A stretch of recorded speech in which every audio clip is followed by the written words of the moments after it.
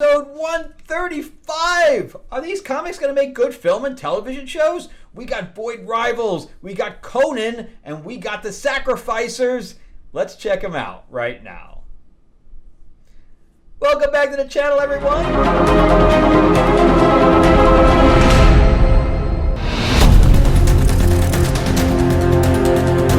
Time with me as we chat about movies, comic books, and television shows, as well as the occasional board game. I am your host, Frank Zanca. I am an award-winning screenwriter, novelist, and comic book writer, as well as a filmmaker. And if you'd like to read anything that I've written, you can check out my Amazon page in the description below. There's going to be a link there. And if you'd like to sign up for my card game, Mark Spears, who does plenty of cover art for Marvel, DC, and others, the other independents, he has just a boatload of classic monster art, so we decided to team up together to make Mythlord's Classic Monsters. We're going to be launching this on Kickstarter, and you can check out the link in the description below, and you can sign up. We're going to be basically going up after Gen Con, which is this upcoming weekend, so August 5th we'll be launching. Very excited about that, but sign up in the description below with Kickstarter, and then it'll notify you when we launch, and you'll be able to take advantage of the early birds and things to that effect. All right, we also have figures in it too. It's going to be amazing. All right, so let's jump into Void Rivals. So Void Rivals is by Robert Kirkman. This is part of the Energon universe, but Robert Kirkman is the man behind Walking Dead. So he's definitely a name that you'd recognize. You can see that it also has the Skybound logo. So this, again, is part of the Energon universe, which also links it to Transformers and G.I. Joe. We have obviously not seen any G.I. Joe stuff here, but we are seeing Transformers. I kept calling the Transformer in this by a different name, but his name is Springer, I found out. Not that the name has been in here, because I don't remember anybody. I heard somebody else say it. But this is the Enemy Mine storyline, where we have two different warring nations that are on, I guess they're kingdoms because they have kings, on this same ring, because it's a man-made ring. It's not like it's a planet. But they have, environments there, like there's a desert. So they're trying to get from one side of the ring to the other because they were escaping her side, and they realized when they took their helmets off that they were the same species, even though their gems in their foreheads were a little different, but they always wear helmets. And when they discovered this, and then they discovered too that the two kingdoms were trying to keep this a secret. And when that found out, they ended up sending assassins after them, so they escaped, and now they're running through this wasteland between the two sides of the rings, where they run into Springer the Transformer.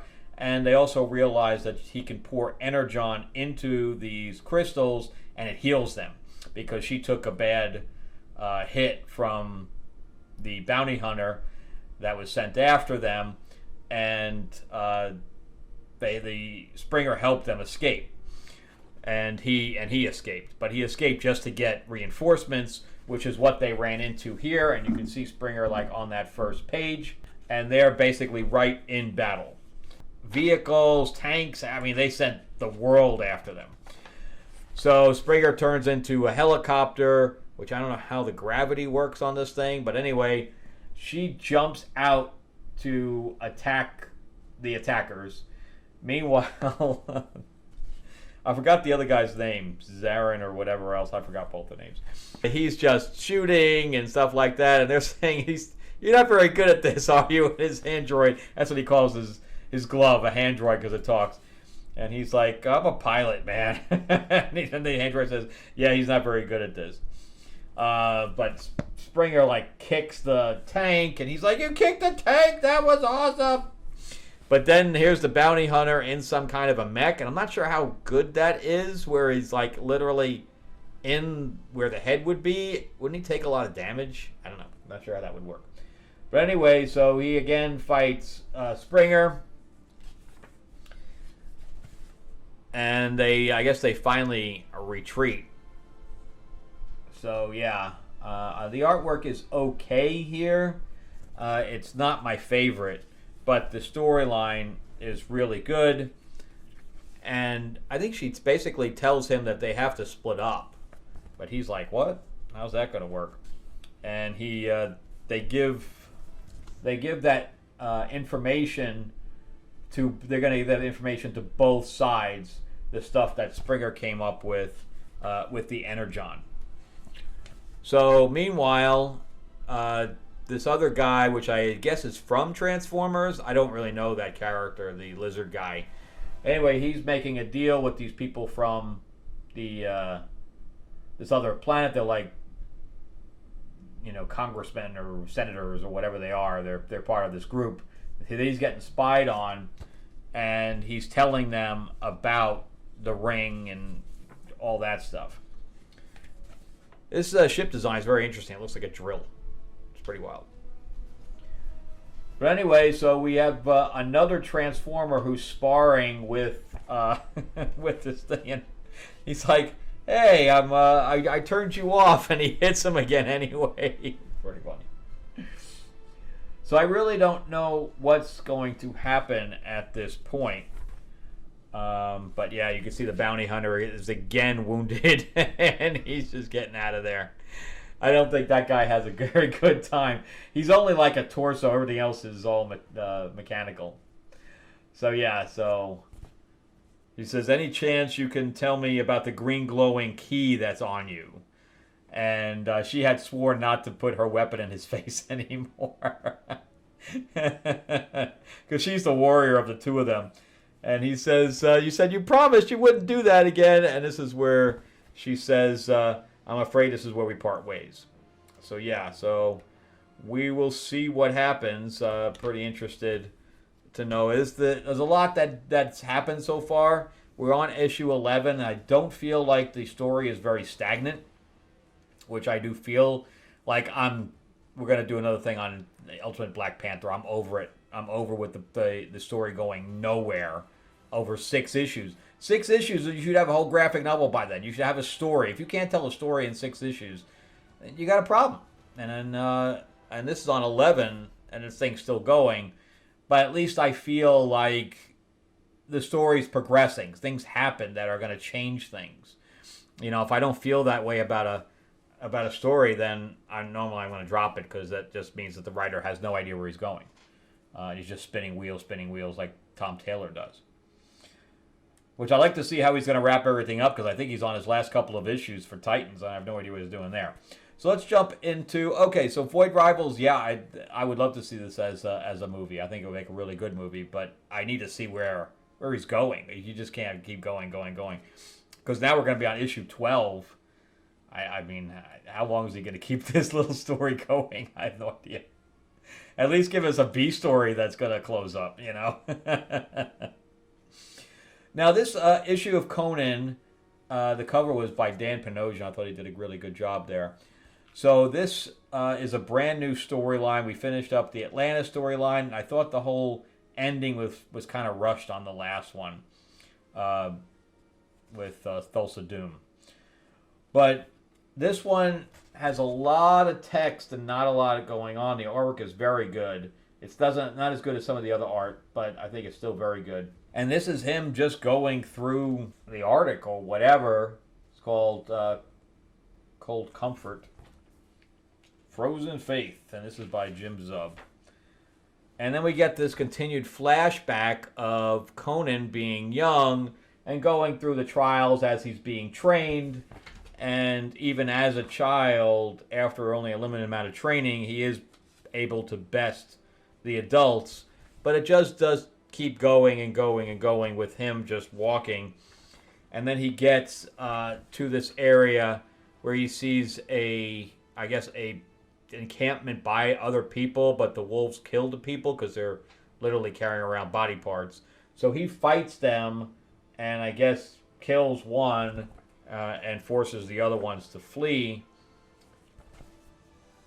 And then, we keep talking about the gods. This is all about his faith in Crom and what's the what Crom does and how you could tell he's there and if there's any kind of proof of deity.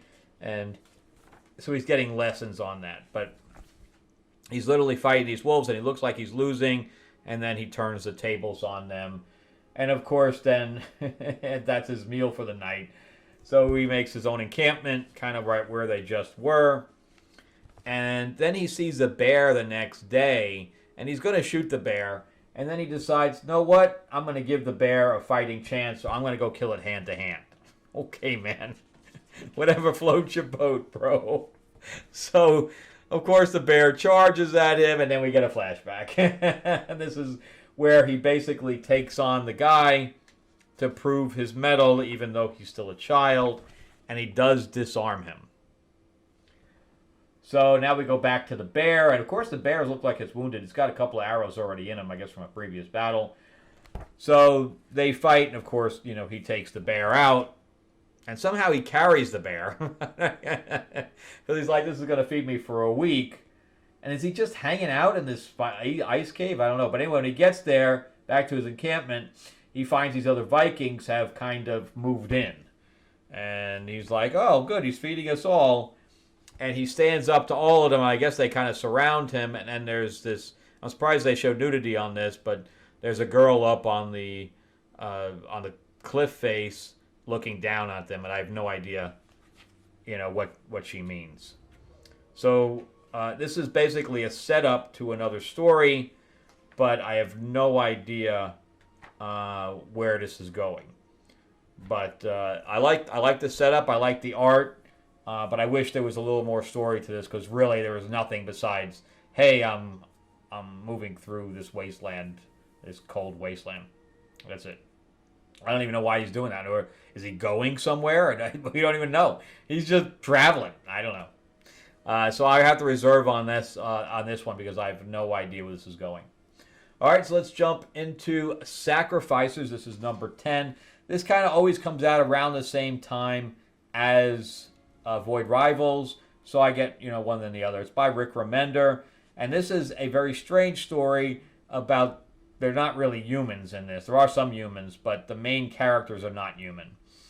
And a family from all the different areas, they all have to give up one child to the gods to sacrifice, and they think they're going to Willy Wonka's time. They want to go to like a fun place, and they're all happy. And then they sit them in this chair and they put spikes in their brain, and then they take the elixir out, the happy elixir out, because they die when they're happy. And then the gods drink it, and that's how they rejuvenate their youth. So, and there's gods here of different things. Like the main god is the god of the sun, who has also had relations with the goddess of the moon, and they had a child. And Selena. Selena, I think was the name of the girl from Void Rivals. Anyway, and I think this girl's name is Soluna or something like that. But anyway, I know they're similar. That's what jogged my memory.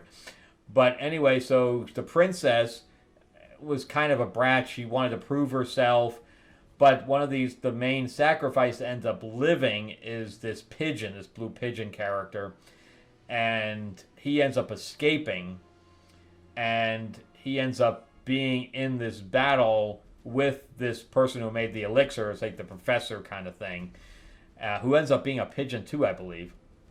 But he wears this mask, so you couldn't tell.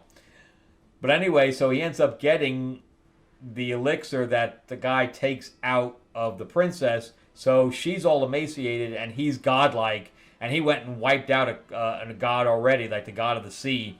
He wiped him out already. So he's going out, for revenge. Meanwhile, I thought she died in the last one. She basically fell off a cliff. We don't even know how she lived. But she's all emaciated because she has no powers anymore. So she's even on the cover, she looks pretty rough. But she was all young. She was supposed to be like a teenager, and now she looks like she's ancient. So she's like, I don't know how she survived falling off the cliff, but she did, because that was the cliffhanger. No pun intended. She's basically looking around for food and stuff like that. And nobody believes that she's the princess because she looks like shit. And on top of that, everybody's mean. I mean, there is nobody helping her in the least. So every time she goes in, they close the door, they beat her up. She has a rough time, man. She just wants a piece of bread. They throw her out. I don't know what's going on. How can they close the doors on her? Everybody's just mean. I mean, I would do that to somebody. If I didn't want to invite them in, I'd at least give them some kind of food or drink or whatever. They give her nothing. It's crazy. So she ends up like eating a rat. So yeah, they're like, oh, we're gonna take you in. You know, she's with the constable and she's running. She's just having a bad time. But she went from all being cocky to being like, I don't know how I'm gonna live. So she ends up like sleeping with the pigs. I feel bad for her. I mean, I didn't originally feel bad for her when she was all cocky. But anyway, while she's sleeping, she has these tendrils that come out of her mouth and just kill everybody. So I thought it just killed the pigs. But literally, it goes through the whole town and kills everyone. So when she wakes up, she doesn't realize that this has happened. And she goes throughout the entire town and realizes that everyone is dead with the black goop that came out of her. But I don't know if she understands that it came out of her or not. But yeah, I mean, everybody is gooped up. So they're all dead. So yeah, I don't know why. This is new. They've never really said anything about this. But if she was hungry, you know, obviously there's plenty of food out there now where she can walk into anything and get it. But yeah, so she's like praying to help me, Dad, or whatever, anybody that can hear me. And then here comes the pigeon's family. I don't know how that's gonna connect. I really don't. But the daughter was the only person that was nice to him. His dad beat him regularly. They didn't even name him because they knew they were giving him up, so they didn't want to be close to him. They kept him in the barn. He wasn't even allowed to interact with the other kids. It was sad. So the fact that he's on a revenge tour right now, I'm all for it. But I feel bad for her now. I think she's going to change and respect life a little bit more now. But I don't know about that whole black goop thing. I don't understand how any of that works. All right, so let's. So I think this would make a good cartoon, like an adult animated thing. You couldn't do this in live action; it just wouldn't work. It would just be everything would be animated anyway. So be like Lion King, I guess. I don't know. So yes to this one. I enjoy Sacrificers when it comes out. I think Rick Remender's doing a really good job with it. I didn't want the glare on there. Conan, I have to reserve because it's a new storyline and I have no idea what it is. I have no idea what the storyline is. And Void Rivals continues to be really good. I just don't know how this is eventually going to end because it hasn't really been spinning its wheels yet, but I feel like it's going to start just spinning its wheels. So I'm interested to see how he's going to kickstart this to keep this thing going. So now that they're splitting up, they're going to have two different storylines. I don't know. I'm interested to know how it's going to go, though. So I continue to get that one, and I read it as soon as I get it. All right, well, that's it for me. Thank you guys so much for watching all the way through. I appreciate it.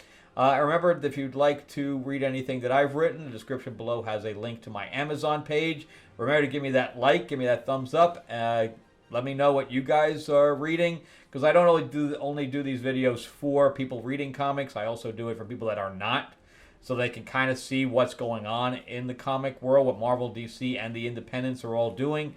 Because, as you know, they continue to take movies and television shows from these kind of books.